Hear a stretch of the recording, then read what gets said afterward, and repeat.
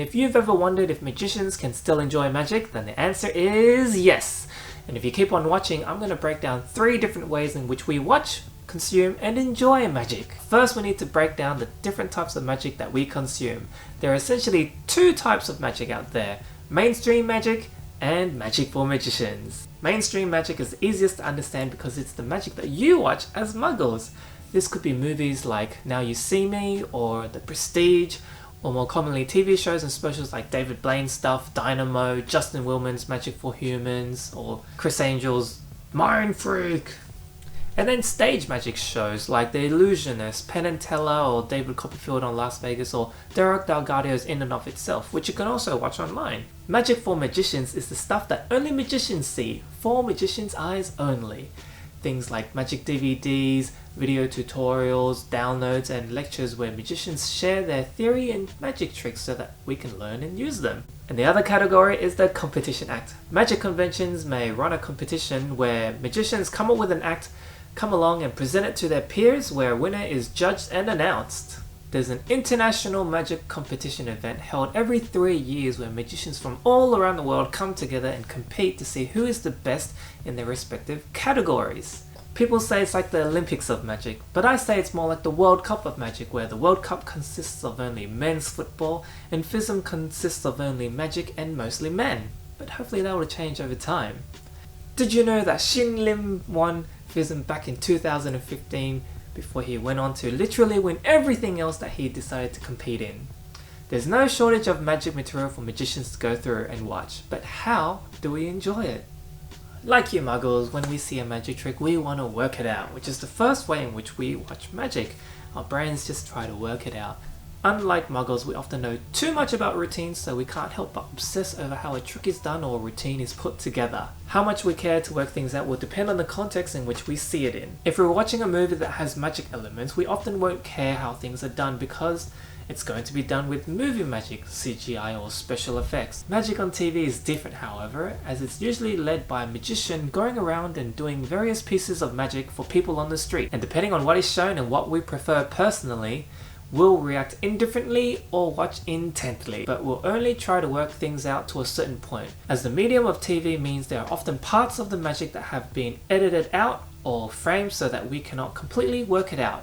And while you might think that's a bad thing, it really isn't. But that's a discussion for another video if you want. Watching a magician live on stage or under your nose with close-up magic is obviously different than watching it on a screen, and often affords the magician the chance to scrutinize their magic more in the hopes of working out the method. The curse of knowledge also means that even if you don't want to know how it's done, subconsciously the cogs in your brain just don't stop turning. You're going, was it this? Was it that? Where did the card go? Did his hand just do that? Did I get misdirected? Oh my goodness, will I ever be as good as him? No. The answer is no. You won't be. I won't be. But this way of watching magic is ultimately not very enjoyable, as you spend your mental energy trying to follow that selected card or following where that hand went, that you miss the overall presentation and the point that the magician is trying to convey. It's akin to performing up close for someone and you're trying to converse with them, but all they're doing is just watching your hands, waiting for the next move to happen. The one context where it's okay to work out how a trick is done is when you've purchased a magic download, DVD, or lecture. You watch the performance, think about how it might have been done, and then you watch the explanation to see if it matches what you thought or not. And sometimes you'll be disappointed by whatever the method is, and other times you might be bang on and right there. Either way, you're exercising the creativity of your mind by thinking of different ways that a particular trick can be done. Artists find inspiration from everywhere, but when it comes to magic and magicians, we love looking inwards at other magicians. Which brings me to the second way in which we watch magic. In the realm of cinema, we wish we were like Christian Bale or Hugh Jackman from The Prestige, but oftentimes we end up looking like Steve Carell.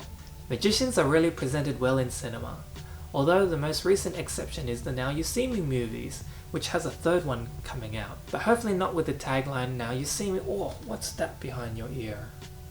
When it comes to magic on TV, that's where magicians find their inspiration. From David Copperfield to David Blaine, Dynamo, Darren Brown, Justin Willman, whatever they're doing, we want to do too. Except whatever Chris Angel's doing. We often don't want to do what he's doing. Inspiration can take many forms. The best form is when we take the idea of what is presented and then make it our own. The worst way to do this is to take the presentation and copy it word for word, which is also known as stealing or plagiarism. The only scenario in which this is okay is when you're starting off and you're trying to get your bearings and you own the material as well. So don't go off doing David Copperfield's patter or David Blaine's lack of patter. But if you're a seasoned professional and doing somebody else's non-marketed material verbatim, then you really need to check your ethics and moral compass. It's even easier to do this when you see a lesser known magician on social media or at the stage show and you hear an original line or presentation to steal part of their act. The unfortunate thing with taking another magician's line, joke or routine is that audiences often won't know that it may not have originated with you. For most muggles, they see so few, if any, magicians in their lives that whatever they see they assume to be original. Unlike if you saw someone do one of Jerry Seinfeld's jokes, you instantly know that they stole that. For real inspiration, magicians should look outside of magic. Go for a walk in nature, read a book, watch a movie, play a game, or draw from your own experiences. No one can steal your lines about being a parent to two crazy boys and the experiences that entails. Like this video if you enjoy it so that others can also enjoy it. Thank you. The final way magicians watch magic is purely for enjoyment and to support the magical arts. The general advice for magicians to get better is to not watch any magic at all. And while that's a good idea, sometimes as magicians we can't help but want to watch magic. And as magicians we should be the first to support our own art, even if we can be the worst at enjoying it. This is probably the most easiest point to understand, as all we should be doing is enjoying magic like a muggle. Switch our brains off and just enjoy the ride. Whatever movie it is, enjoy it, unless it's a bad movie. I am Kazam! With TV specials, if you haven't already seen it and it's a hit, then it's likely that one of your friends would have told you about it, tagged you, shared with you, or you'll see it all over the socials. If you're a magician, let me know in the comments if you've heard a variation of one of the following. And if you're a muggle, let me know if you've asked someone one of the following. Have you seen that magician who puts the phone into the bottle?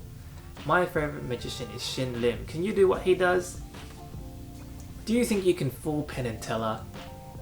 Have you seen a guy swallow a frog? Let me know any others that you've heard or told. When it comes to magic for magicians, we'll often watch a magic release, not only to learn how it's done, but also to support the magician as well. And a big part of watching a magician's competition act or routine is often so that we could be fooled ourselves. As hard as it is to fool a magician, it's all the more enjoyable when we are fooled. And in turn, you can't help but support the magician who fooled you so entertainingly. So there are 3 ways in which we watch magic. If you're a fan of Fool Us, check out these videos based on the show, or this video looking at my favorites from season 1.